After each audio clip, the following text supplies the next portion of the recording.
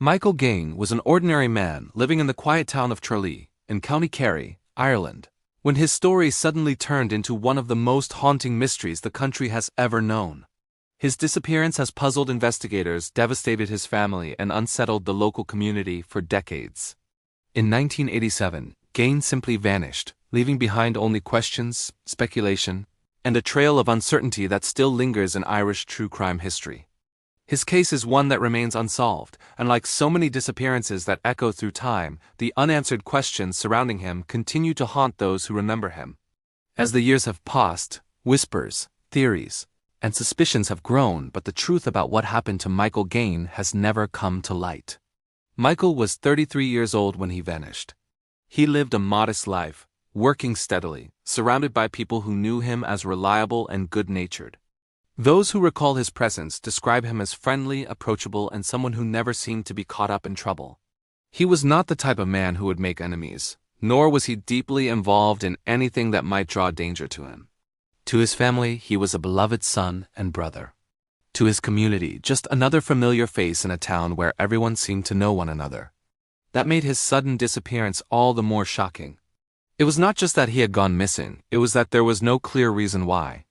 The last confirmed sighting of Michael Gaine was on the evening of October 17, 1987. That Saturday night seemed like any other in Tralee, a town that was lively yet small enough that movements were noticed.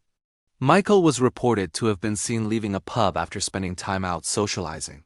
He was heading toward his home in Ballybegan, an area just outside of the center of town. The walk was not far, just a couple of miles, and he had traveled it countless times before. But that night, something went differently. Somewhere between leaving the warm, familiar light of the pub and reaching his front door, Michael disappeared into the darkness, never to be seen again. His family quickly became alarmed when he did not return home. At first, they tried to convince themselves there was a simple explanation.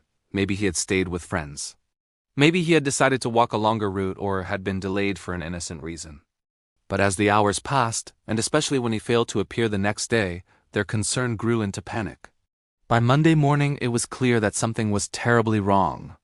Michael was a creature of routine, not prone to disappearing without notice, and he had never gone off without telling someone where he would be. His loved ones contacted the Gardaí, Ireland's national police force, to report him missing. The investigation into Michael Gaine's disappearance began almost immediately, and at first, police treated the case with the hope that he might still be alive somewhere, simply delayed or hiding for reasons unknown. They searched the routes he would have taken, canvassed the neighborhood, and questioned those who had been with him that night. They interviewed pub patrons, bartenders, and anyone else who might have caught a glimpse of him as he made his way home. But the more they looked, the stranger it became. There were no signs of a struggle, no dropped belongings, no trail to follow. Michael had simply vanished. The Gardaí organized searches of fields, back roads, and ditches surrounding Ballybegan and the wider Tralee area.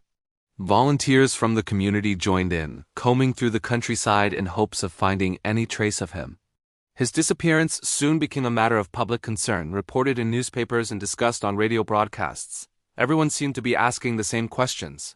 How could a grown man simply vanish on such a short walk home? Did he encounter someone he knew? Did he accept a lift from a stranger? Or was there something darker at play? One of the troubling aspects of the case was that Michael did not fit the profile of someone likely to run away or vanish voluntarily.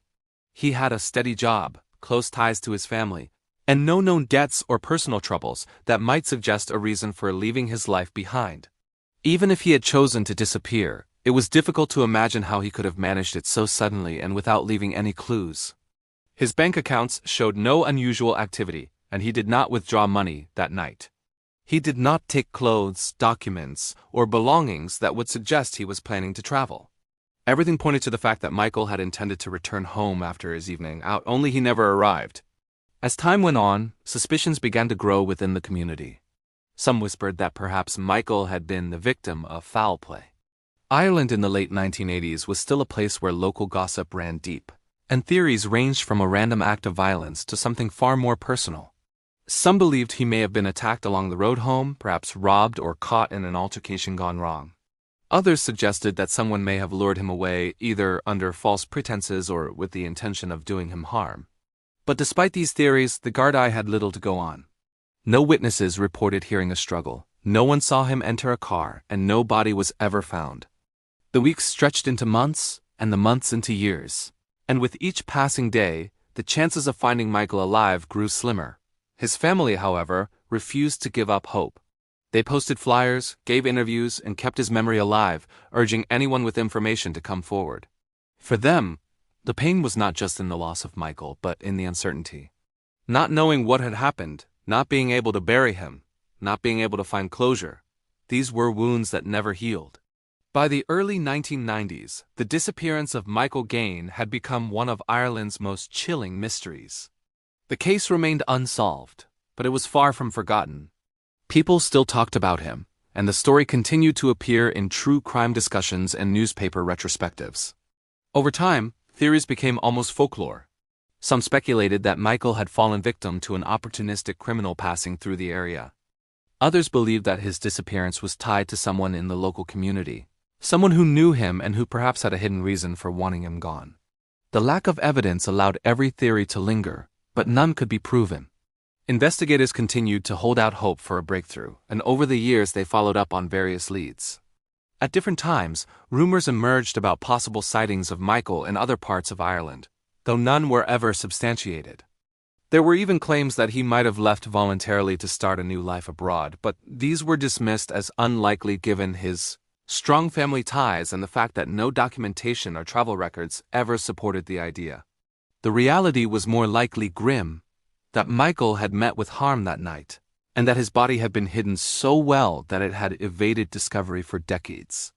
Even without answers, the name of Michael Gaine has lived on in Irish true crime discussions because of the sheer strangeness of his case. Unlike many disappearances where there is a prime suspect or a clear line of investigation, his case remains a puzzle with missing pieces. The walk home that should have taken only minutes has instead become a timeline of horror, stretching on for nearly 4 decades with no resolution.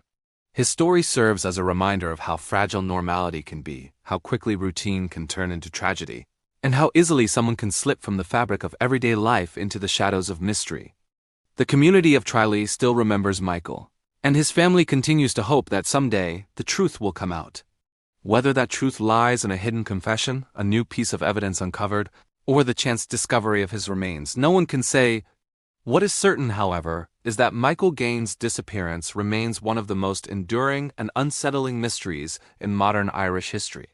The questions it raises about safety, about justice, about how people can vanish without a trace continue to haunt not just those who knew him but anyone who comes across his story. The months following Michael Gaine's disappearance were marked by a growing sense of desperation. What began as confusion soon turned into a nightmare for his family. His parents and siblings could not eat or sleep without wondering what had become of him. His home stood as it was left the night he vanished, clothes still folded neatly, personal items undisturbed, as though he would walk through the door at any moment. The family placed their hopes in the Gardaí, but even the investigators seemed increasingly baffled. They had interviewed everyone who knew Michael, mapped his last known steps, and followed countless tips. Yet every path led to silence. The investigators began to reconstruct his final night in obsessive detail. Michael had been seen at a few pubs in Tralee, chatting casually with acquaintances. Witnesses confirmed he was in good spirits, showing no sign of distress. He had no argument, no confrontation, and no reason to fear anyone. He left the pub alone, walking into the cool autumn night, his route taking him north toward Ballybeggan. Between the main road and his home were quiet stretches of countryside, dimly lit and sparsely populated. Somewhere along that short journey, he disappeared into the dark. Search teams continued to comb fields, hedgerows, and riverbanks. The River Lee, which runs near Tralee, was checked multiple times in case he had fallen in, but nothing surfaced. Dogs were brought in to pick up a scent, but after a few hundred yards, the trail seemed to vanish entirely. Detectives could not make sense of it. It was as if Michael had been plucked from the earth itself. The case began to draw comparisons to other unsolved vanishings that had puzzled Irish authorities, but none fit the pattern quite like this one. The Gaine family organized vigils, and the people of Tralee gathered in solidarity. Locals who had known Michael since childhood joined search parties and distributed flyers. The story spread beyond Kerry, reaching national newspapers. Every headline carried the same haunting phrase: "Man vanishes without a trace." Radio stations broadcast appeals for information, and the Gardaí issued statements urging anyone with knowledge to come forward. The town buzzed with theories, some logical, others wild.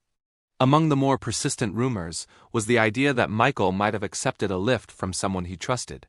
In small towns, it wasn't unusual for neighbors to stop and offer rides, especially on a dark country road. If he had gotten into a car that night, willingly or otherwise, the Gardaí reasoned, it might explain why there was no trace of him along his walking route. Yet no one reported seeing him enter a vehicle, and no suspicious cars were identified in the area. The investigation turned toward his personal life. Detectives looked for any sign of hidden troubles, debts, disputes, romantic entanglements, anything that could point to motive. But by all accounts, Michael was steady and unremarkable in the best way. He lived alone but remained close with his family. He had no enemies, no criminal record, and no indication of secret dealings. Friends described him as trustworthy, gentle, and a bit quiet. He was the kind of man who kept to his own business. For Garda detectives, this made the case even harder to crack. Weeks became months, and eventually, media coverage began to wane. Other stories took over the headlines, but for the Gaine family, the pain never lessened. They visited Garda stations regularly, hoping for updates, but the file sat cold on desks. Even the officers assigned to the case admitted that without new evidence, they were chasing shadows. It was the kind of case that haunted careers, one that refused to yield answers no matter how many times the facts were re-examined. But time does not erase memory. Each year, on the anniversary of Michael's disappearance, the family renewed their public appeals. They spoke to journalists, begged for information, and clung to hope that someone, somewhere, had seen something that night and might one day come forward. They distributed his photograph, a simple portrait of a man with kind eyes and an easy smile, as if trying to anchor him to the present. That image would come to define the mystery. The face of a man who had vanished without leaving a single clue behind. Then, a breakthrough, or at least what seemed like one, came years later. A rumor spread that human remains had been discovered in a remote area near Tralee, and speculation ignited that they might belong to Michael Gaine. For a brief, heartbreaking period, the family's hope was mixed with dread. But the forensic analysis soon confirmed that the remains were not his. The discovery, unrelated to his case, only deepened the wound. Each false lead felt like reopening the day he disappeared. Still, investigators refused to declare the case unsolvable. In the years that followed, advancements in forensic science began to reshape how cold cases were handled. DNA testing, which was in its infancy in the late 1980s, became a standard investigative tool by the 1990s and 2000s. As part of a broader effort to review unsolved disappearances, Gardaí revisited the Gaine case files. They re-interviewed witnesses, tested old evidence for biological material, and searched digital records that didn't exist decades earlier. Yet the review brought them no closer to closure. Michael's name remained on the official missing persons register, one of dozens in Ireland who had simply vanished. Despite the official stagnation, interest in the case surged again in the early 2000s when true crime programs began covering Ireland's most enduring mysteries. Radio documentaries and televised reports revisited the story of Michael Gaine, interviewing surviving family members and retired investigators. For the first time, the case reached a global audience. People from outside Ireland began to speculate about what might have happened. Online forums buzzed with theories, abduction, mistaken identity, even the possibility of a serial offender operating quietly in rural Ireland during that era. For the family, the renewed attention was both comforting and painful. Comforting because it meant Michael was not forgotten. Painful because every story reawakened the old wounds, reminding them that they still had no body, no answers, and no peace.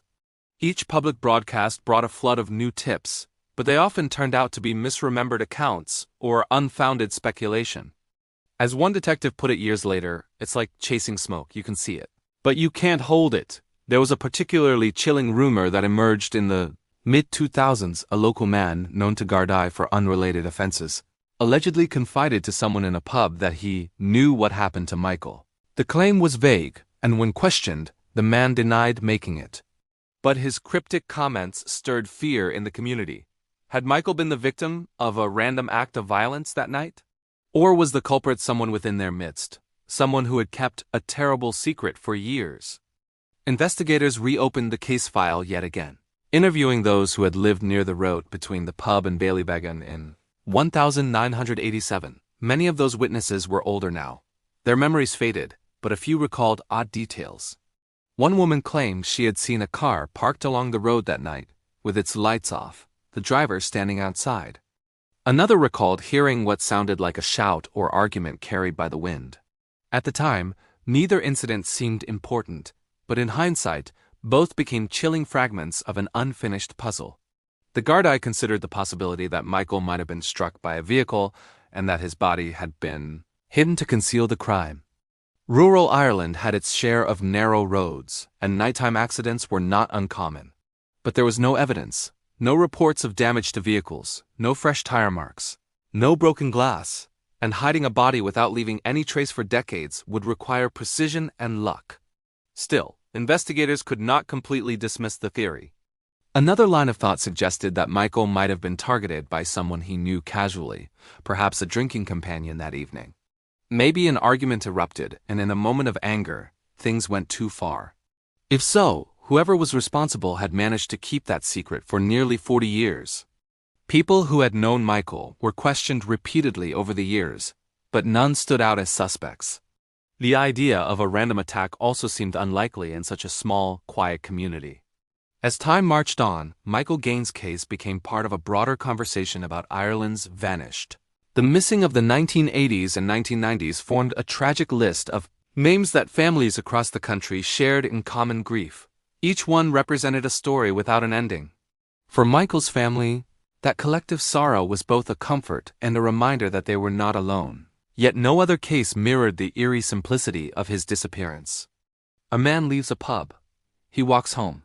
He never arrives. No body, no witness, no clue.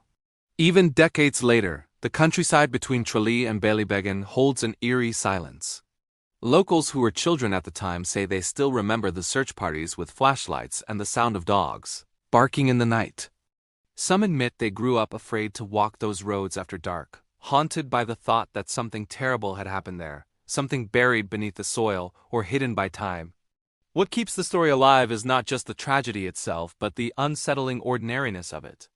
Michael wasn't living dangerously, wasn't involved in crime, and wasn't running from anyone. He was just a man walking home on a Saturday night. That detail, that everyday act, is what grips people. It suggests that what happened to him could happen to anyone. In modern years, amateur sleuths have taken an interest in the case.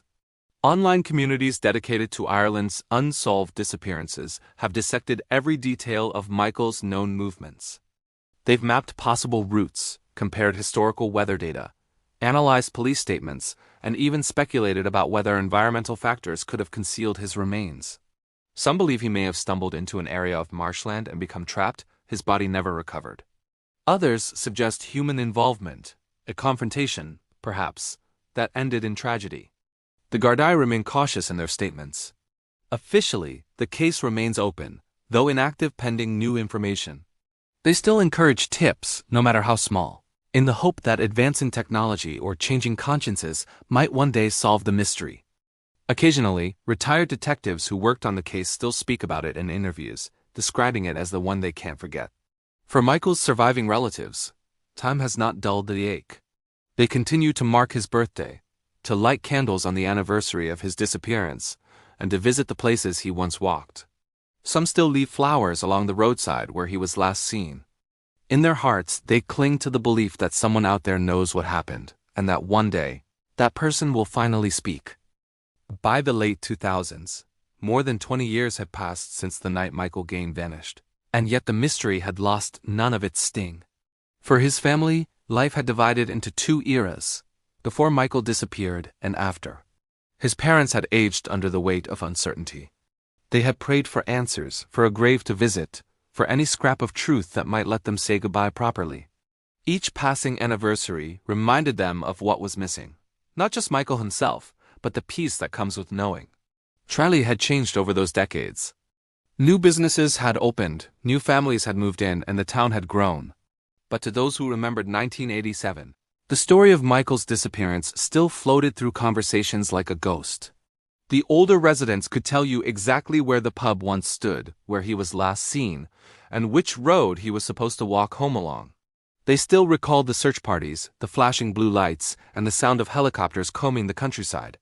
To them, it wasn't just an old mystery, it was part of Tralee's collective memory. The Gardias case files had grown thick, filled with reports, tips, and statements collected over the years. Every so often, a new lead would surface. Someone would claim to have seen a man resembling Michael in Dublin, or a traveler would report meeting someone by that name abroad. Each time, the Gardaí investigated, and each time the result was disappointment. The trail always led nowhere. But detectives could never bring themselves to close the case. It remained listed as an active missing person file, awaiting that one piece of evidence that might unlock the truth. In 2009, the Irish public's interest in unsolved disappearances was reignited by a series of national broadcasts focused on cold cases. One segment revisited Michael's story in detail, interviewing surviving relatives and retired officers who had worked on the original investigation.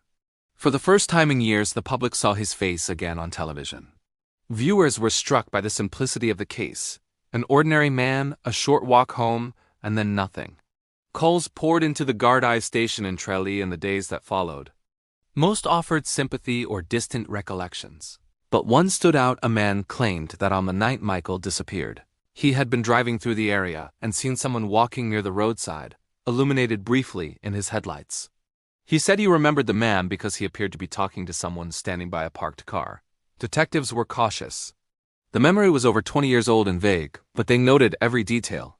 The caller recalled the car as dark, possibly blue or black, and remembered the silhouette of two figures. He had driven past quickly, thinking nothing of it. Could that moment have been the last time anyone saw Michael alive? Gardaí attempted to cross-reference vehicle records from that period, but most had long since been destroyed. The tip gave no definitive answers, yet it breathed a new flicker of hope into an investigation that had grown cold. Meanwhile, the Gaine family continued their quiet vigil. Some relatives had moved away from Kerry, but none could escape the shadow of the mystery. They often spoke of Michael in the present tense, as if unwilling to accept the finality of death without proof. His sister once said in an interview, "We don't even know where to put flowers." It was a sentence that struck at the heart of their pain, the need for closure that would never come. Through the 2010s, Ireland began to revisit many of its older unsolved cases with renewed seriousness. Advances in forensic archaeology and cold case review techniques led to the recovery of several long-missing persons across the country. Every discovery made headlines, and with each announcement, the Gaine family's hope would rise, only to fall again when Michael's name wasn't among the identified. Still, these developments inspired renewed calls to re-examine his disappearance. Could modern technology reveal what had been invisible in 1987? Gardaí agreed to a limited re-evaluation. They reviewed geographic data, satellite mapping, and archival witness statements. They consulted forensic specialists familiar with environmental concealment experts who understood how bodies might decompose or remain hidden in Irish terrain. The Kerry landscape, with its bogs, fields, and waterways, had swallowed secrets before. In a handful of other missing person cases, remains had been recovered decades later, preserved almost perfectly in peat bogs. Could the same be true for Michael? Specialists mapped the route he would likely have taken, marking potential sites where he might have fallen or been concealed. Searches were conducted discreetly, but no discovery followed. Yet one Garda investigator remarked that the effort wasn't wasted. It reminded people that Michael's case was still open, still human, still deserving of answers. By 2017, 30 years after the disappearance, local media once again covered the story, this time reflecting on its enduring mystery. Journalists interviewed anyone who had been involved. Many of the original Gardaí were now retired, but they still spoke about the case with the same frustration as before. One retired officer said, "There's no reason this should have been unsolved. We just never got the break." Another recalled standing at the very crossroads where Michael's trail vanished, staring into the darkness, unable to shake the feeling that he was missing something obvious. For those who investigate such cases, the hardest part is not the lack of evidence, it's the weight of knowing a family has lived decades without peace. Detectives come and go, but for relatives, the disappearance never ends. They continue to receive calls from journalists, to answer the same painful questions, and to relive the trauma with each retelling. Yet they keep speaking out, because silence would mean surrendering to the unknown. Online, the mystery took on a life of its own. Reddit threads, Facebook groups and true crime podcasts began to dissect every element of Michael's case. Amateur investigators scoured old newspaper archives, shared aerial maps of Tralee, and debated theories late into the night. Some users focused on the possibility of accidental death, suggesting he may have fallen into an unsearched culvert or disused quarry. Others believed there had been a deliberate cover-up, perhaps someone with connections had intervened to erase the evidence. While many of these theories were speculative, they showed how deeply the story had embedded itself in the public imagination. There were even claims from psychics and self-proclaimed mediums who contacted the family, offering supposed visions of where Michael might be found. Most were dismissed, but a few unsettled his relatives. One described seeing water, another spoke of a secluded field. Although the family knew such claims were unreliable, desperation makes people listen to anything that offers even a glimmer of hope. Through all this, Michael's name remained on Ireland's official list of long-term missing persons. Each year, the Gardaí host a National Missing Persons Day, honoring those who never came home. Michael's photograph is displayed among the faces rows of portraits that collectively tell a story of loss and endurance. For the Gaine family, seeing his face there is bittersweet, a reminder that he is remembered, but also that he is still gone. In more recent years, interest in the case has intersected with broader public concern over historical unsolved crimes in rural Ireland. Some have called for the establishment of a dedicated cold case unit for older disappearances. Advocates argue that even small pieces of new evidence, DNA fragments, soil traces, unidentified remains could one day link to long-missing individuals like Michael. Modern techniques such as ground-penetrating radar and genetic genealogy have solved cases far older than his. The question is whether the resources will ever be devoted to his file. For those who lived through 1987, the case also evokes nostalgia for a vanished Ireland, one less connected, more trusting, where people rarely locked their doors and strangers offered lifts without hesitation. The tragedy of Michael Gaine seems to mark the end of that innocence. Parents began warning their children not to walk alone after dark. Locals began to look over their shoulders more. His disappearance didn't just take a man, it took a sense of safety from the community. As the decades stretched on, the story became part of local folklore. New generations who never knew Michael still heard about him through their parents or teachers. The name Gaine became synonymous with mystery. Sometimes late at night, people would point toward the empty road between Tralee and Ballybeggin and whisper about the man who never made it home. The road itself became a symbol, a place where the ordinary could suddenly turn to tragedy. Yet amid all the sorrow and speculation, one thing remains clear: Michael Gaine's humanity. He was not just a name in a file or a face on a poster. He was a son, a brother, a friend, a man who laughed, worked, and lived quietly until fate intervened. The people who knew him still describe him with affection.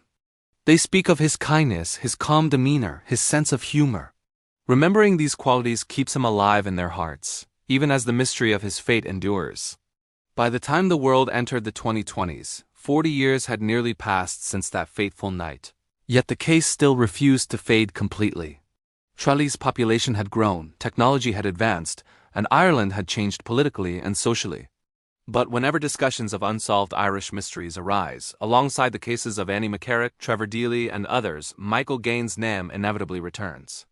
His story persists because it represents the purest form of mystery, a life interrupted without warning, a path that simply ends. To this day, Gardaí continue to receive occasional tips. Most lead nowhere, but each is treated seriously. Investigators admit privately that unless new physical evidence is discovered, the truth may never be known.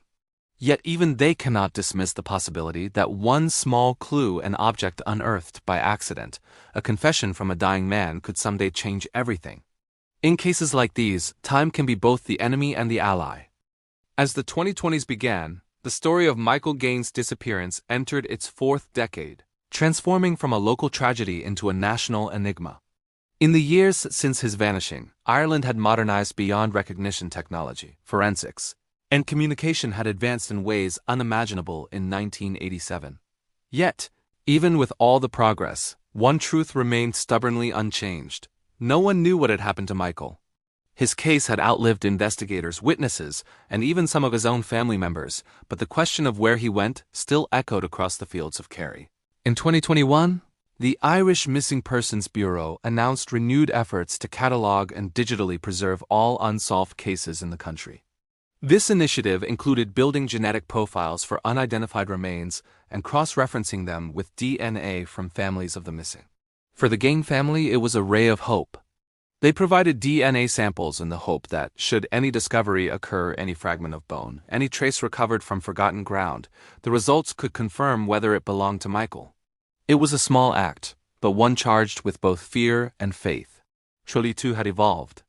The roads that Michael once walked were now busier, lined with new homes and streetlights. The once dark stretch toward Ballybeggan was no longer the isolated lane it had been in the 1980s. Yet locals still felt the weight of what had happened there. Taxi drivers would tell newcomers about the man who disappeared along that very road.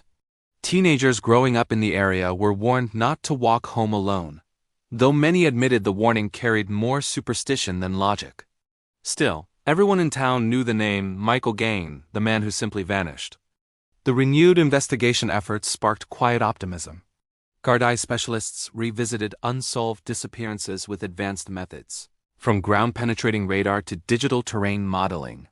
They used satellite data to identify possible anomalies in the land where Michael might have traveled. Areas that were once inaccessible due to marsh or farm boundaries were now mapped in detail. Drones flew overhead, scanning for disturbances or subtle depressions in the earth signs that could suggest buried remains. But despite the sophistication of these methods, no new evidence emerged. The countryside held its silence. Yet something had changed in tone. Where earlier generations of investigators had seen hopelessness, modern detectives saw possibility. They recognized that time could conceal evidence, but it could also reveal it. Old farm structures were being demolished, lands redeveloped, and forests cleared for new construction. In recent years, several remains from missing persons cases had been uncovered purely by chance construction workers finding bones, hikers stumbling upon long-hidden sites. Each such discovery reignited hope that Michael's fate might eventually surface, even unintentionally. In Arnearsan, the Gardaí launched a national awareness campaign highlighting Ireland's long-term missing among. The featured profiles was Michael's. His photograph aged digitally to show what he might look like if he were still alive appeared on posters and social media platforms. Though decades had passed, the image carried the same haunting familiarity. The calm expression, the trusting eyes, the ordinariness of the man behind the mystery. For younger generations scrolling past it online, he became a symbol of Ireland's unsolved past. A reminder that even in a digital age, some truths remain buried beyond reach.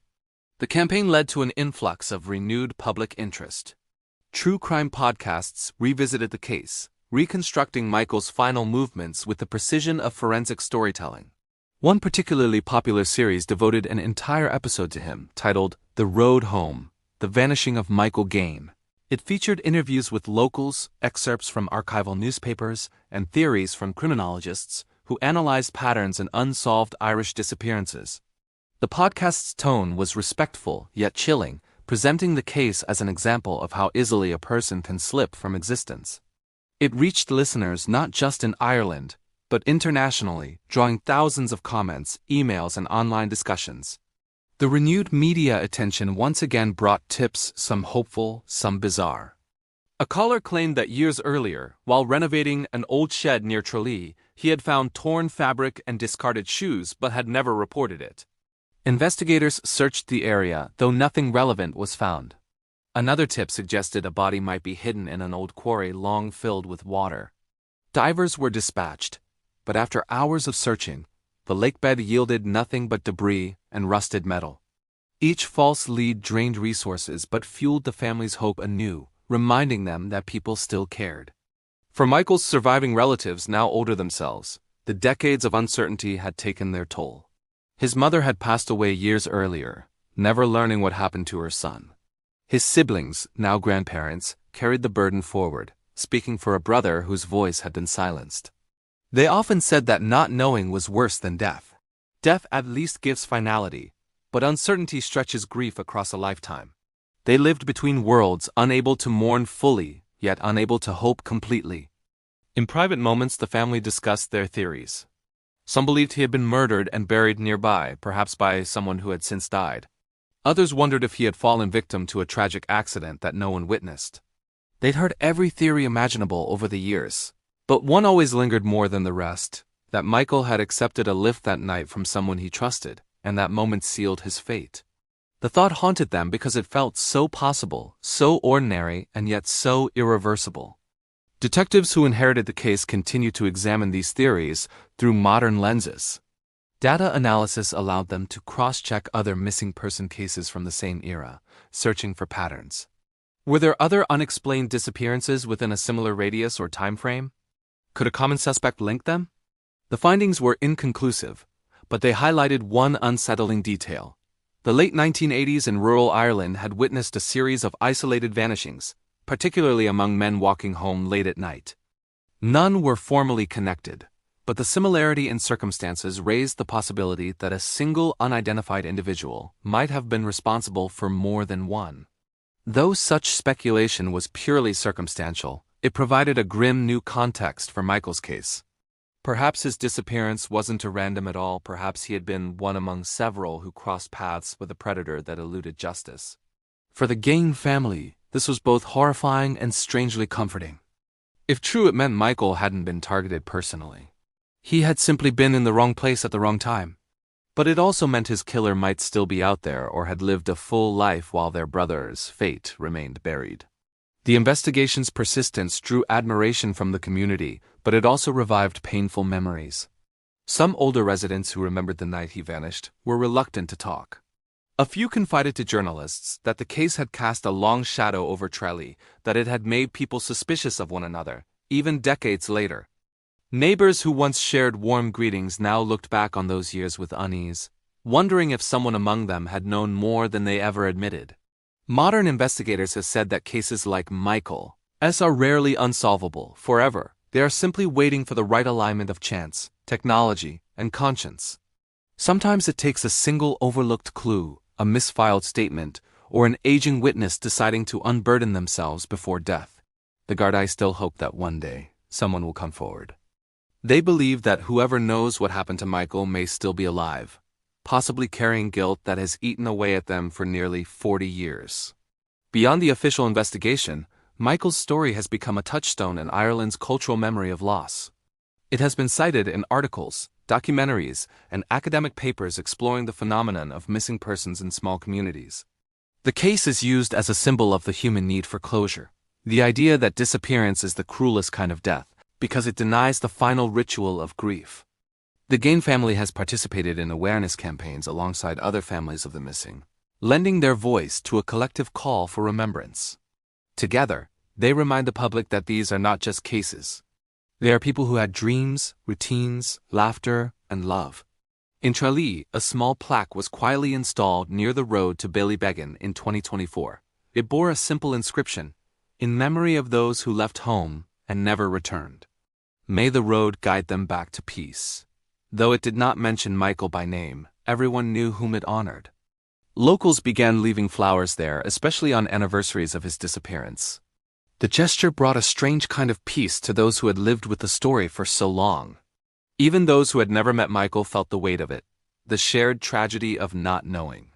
As the digital age gives rise to AI-enhanced forensics, some hope remains that new breakthroughs like environmental DNA recovery from soil samples or advanced imaging of buried remains might finally offer answers.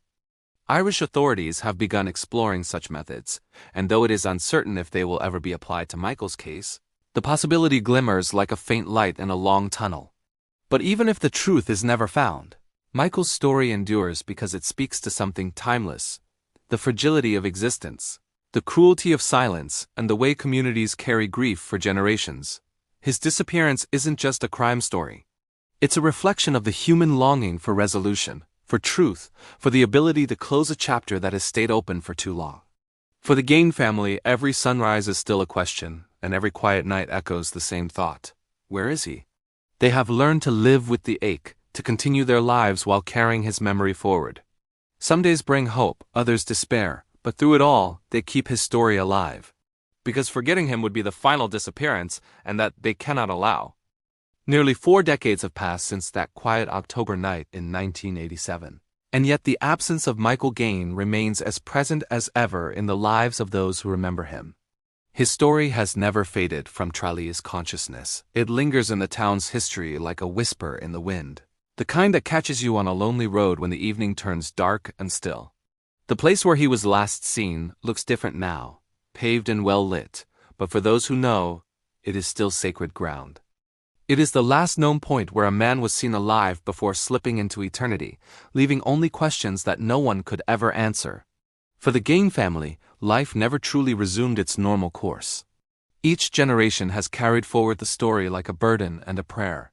His nieces and nephews, who never met him but grew up hearing his name in hushed conversations, speak of Michael as though he were still part of their lives. His photograph, slightly faded, still hangs in his family's home, a smiling face that has outlived its subject, a portrait frozen in time. Holidays, anniversaries, and quiet Sunday dinners all carry an undercurrent of remembrance. Someone will always bring up his name, wondering aloud what could have happened that night. And then, as always, the conversation trails off into silence. That silence has defined the decades since. It's a silence filled with grief, frustration, and love, a silence that holds both memory and mystery. There have been no arrests, no confessions, no concrete discoveries. Every lid has ended in the same void.